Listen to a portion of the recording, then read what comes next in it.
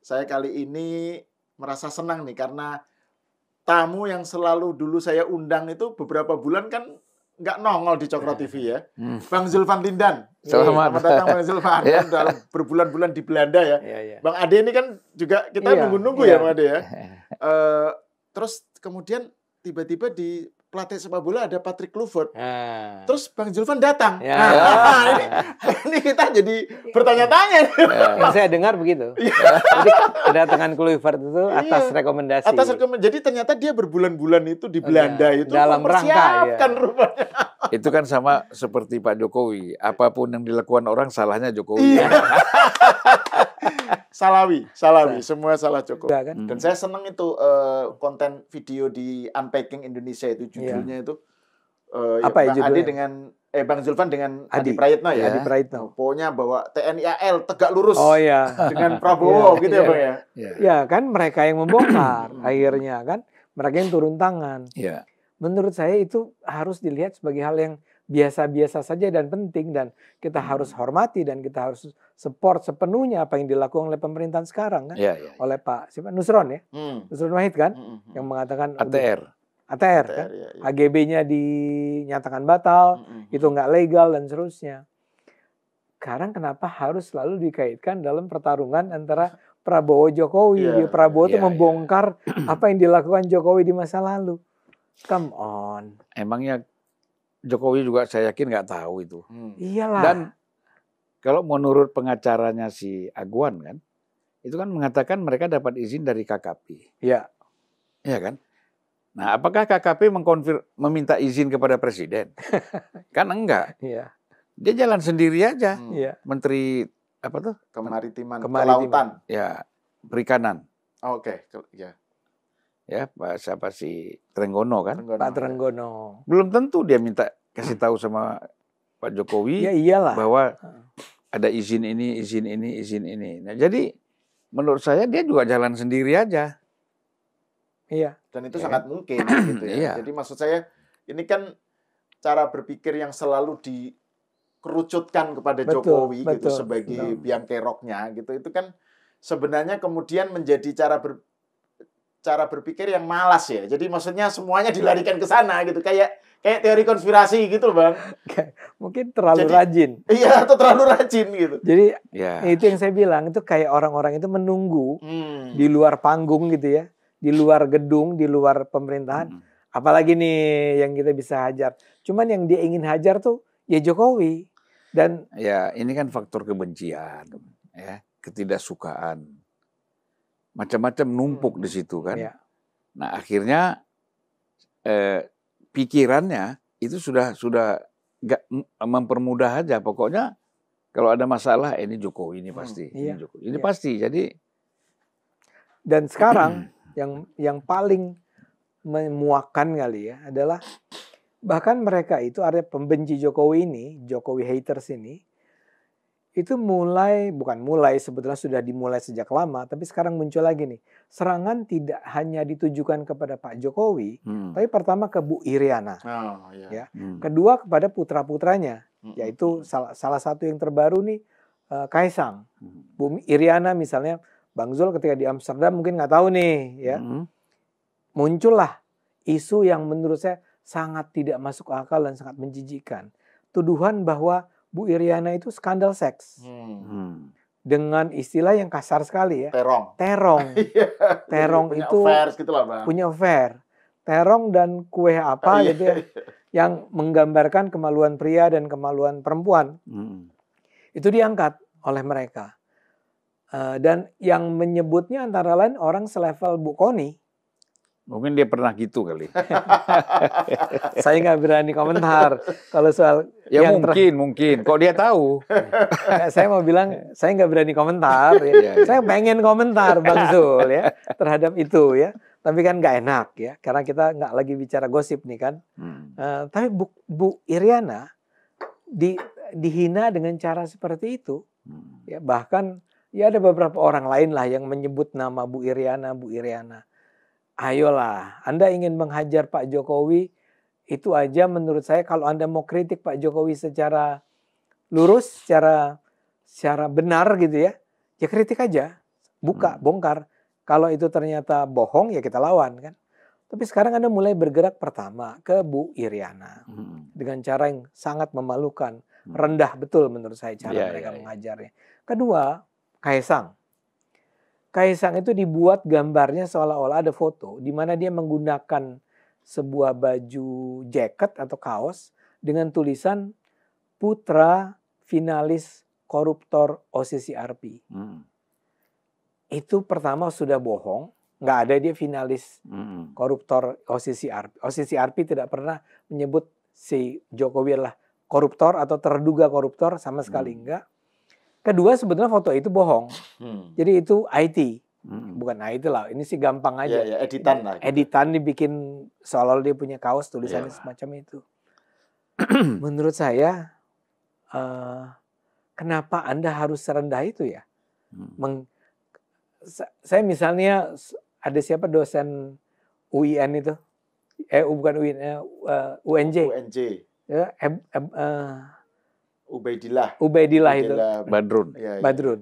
Ya buat saya dia juga mengada-ada, tapi paling tidak gini, dia melaporkan Kaisang ke KPK terkait jet itu. Ya buat saya sih menggelikan, tapi itu jalan yang benar. Anda mengadukannya ke KPK. KPK kan bisa saja menerima atau menolak. Ya. Tapi kalau ini, Anda bikin gambar itu, ya seolah-olah Kaisang itu sedemikian kurang ajarnya sehingga dia mengejek lawan-lawan Jokowi dan mengatakan bahwa nih gue dong putra koruptor ya. Tanpa ada rasa malu sedikit pun. Itu semula saya kaget ya bahwa gila ini Kaisang melakukan ini. Tapi ternyata terbukti itu rekayasa. Ya. Jadi udah kemana-mana nih. Udah ke mela-mela Jokowinya, terus ternyata Jokowi nggak mempan nih. Karena Jokowi cuma ketawa-ketawa aja. Kayak kasus OCCRP. Kan Jokowi cuma bilang ya buktikan aja. Ya. Tapi kemudian orang-orang menggambarkan Jokowi marah. Panik. Ketemu sama Sri Sultan. Nah, ya, itu Sri Sultan. Tafsirnya rame banget itu soal batiknya, soal pakaiannya itu. Jadi ini cerita saya nih. Jadi saya diwawancara oleh sebuah majalah yang berusaha, sebetulnya intinya wawancara itu adalah bertanya pada saya, what do you think? Apa pendapat Anda mengenai OCCRP? Yang saya jelaskan kan. Tapi yang menarik adalah pertanyaan, ini ada, jadi sikap saya ini, sikap Sahal, sikap Andi Budiman dari PSI yang membela Pak Jokowi, itu karena perintah Jokowi bukan? Kita bilang kita nggak tahu, nggak pernah dengar kita. Yang saya tahu kita ngobrol, Sahal ngobrol, Andi ngobrol, dan kita bikin podcast yuk, gitu kan. Jadi itu inisiatif kami. Kemudian dia tanya begini lagi hal, itu diperintah oleh Kaisang nggak? Nggak ada. Ini kita bicara tentang podcast kita bertiga, saya, Bang Ade dan Andi Budiman di Seruput. Jadi, tapi poin saya adalah mereka ingin sekali menggambarkan bahwa, kalimat si wartawan kemudian gini, karena saya dengar Pak Jokowi itu marah sekali dengan OCCRP. Ya mungkin marah, saya nggak tahu. Tapi yang jelas, kalau dia marah dan dia memerintahkan kami, tidak ada ya. Atau Bung Adi tanya, kapan ya dia marah? Kapan dan di mana? Anda kan wartawan. Ada apa? 5W 1H. Iya, harusnya gitu ya. Betul. Tapi kalimat dia gampang. Kabarnya Pak Jokowi marah dan memerintahkan agar menyerang balik gitu kan. Ya nggak ada. Ya at least gini. Mungkin ada, mungkin enggak. Tapi kami enggak ya. Kami tidak tahu. Nah, tapi kemudian memang beredar tuh narasi-narasi Pak Jokowi marah, panik, apalah ya. Saya nggak tahu apa bahasa lain yang digunakan terhadap pemberitaan OCCRP itu. Padahal yang kita tahu ya di depan layar kamera itu Pak Jokowi hanya nanya kan, korupsi apa? Itu Pak katanya Bapak koruptor bla bla, dan dijawab ya kasih aja buktinya mana. Bukan hanya marah dan panik. Jadi narasinya itu Pak Jokowi marah dan panik, terus juga kecewa karena pemerintahan Prabowo nggak belain. Jadi Jokowi diserang itu malah Pak Prabowo dan Jokowi pada Kim Plus itu diem semua gitu Bang. Jadi betul itu ditanya juga itu. Menurut Anda gimana tuh? Ya saya nggak tahu, kita aja juga nggak tahu. PSI aja nggak ada perintah. Ayo ya PSI bersikap ya. Kan biar gimana pun saya masih di dalam PSI kan. Nggak ada tuh perintah dari siapapun. Cuman kita betul-betul ngobrol. Kacau nih OCCRP nih ya. Artinya pemberitaan mengenai OCCRP di Indonesia kacau nih. Yuk kita bikin, kita ngobrol. Jadilah diskusi itu. Tapi mereka membayangkan itu adalah perintah untuk menyerang balik kelompok-kelompok tersebut. Dan mereka tuh mengulang-ulang terus bahwa Jokowi itu menurut OCCRP adalah salah satu pemimpin terkorup di dunia. Saya jadi ingat, Anda pasti tahulah ya, Menteri Propagandanya Jerman. Goebbels. Joseph Goebbels. Karena saya belajar komunikasi, itu salah satu yang saya ingat sekali. Pernyataan Goebbels itu adalah kebohongan itu kalau cuma sekali akan diterima sebagai kebohongan. Tapi kalau kebohongan Anda sampaikan berulang-ulang, itu akan diterima sebagai kebenaran. Saya rasa itu yang sedang mereka lakukan. Jadi tidak sedikit pun mereka mau mengoreksi ya narasi mereka di awal bahwa OCCRP menyatakan bahwa Jokowi adalah salah seorang koruptor di dunia. Itu udah dibantah oleh OCCRP. Tapi kalau itu diiyakan, kan jadi baik dong namanya Jokowi. Maka mereka terus menerus. Sampai akhirnya kita juga terus menerus harus menjawab. Itu memang ada target kan. Bagaimana mempermalukan Jokowi. Kemudian mereka bisa mempengaruhi pemerintahan Prabowo, lalu ada tindakan atau sanksi hukum kepada Jokowi. Ya kan? Atau sehingga mereka bisa lakukan apa saja terhadap Jokowi dan keluarga, lalu pemerintah tidak akan mengambil tindakan apa-apa. Itu kan harapannya seperti itu. Tapi kan itu sebenarnya percuma. Bagus mereka mikir-mikir yang lain lah. Ngapain mikir-mikir ini? Ya kan? Koni udah profesor, doktor, katanya udah ngajar di Saint Petersburg. Ya udah tingkatkan aja ilmu kamu ke sana, yang kemudian balik bermanfaat. Ya kan? Yang lain-lain juga seperti itu. Jadi dosen yang baik, ngajar mahasiswa yang baik. Ya kan? Nah, kawal pemerintahan Prabowo sekarang. Ya kan? Kawal pemerintahan Prabowo sekarang. Kalau ada Anda lihat tidak bagus, apa yang tidak positif dari pemerintahan Jokowi, ya kan? Jangan sampai itu terjadi pada masa Prabowo. Ya dikawal Prabowo ini, disampaikan ini. Tapi yang objektif. Jangan isu, jangan gosip gitu loh.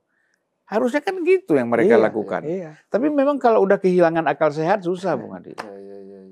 Orang kalau udah kehilangan akal sehat, itu yang main kan emosi. Padahal kita kan diajarkan hati boleh panas tapi kepala dingin. Ini dia terbalik. Betul. Ya kan? Hatinya dingin, kepala panas atau dua-duanya panas.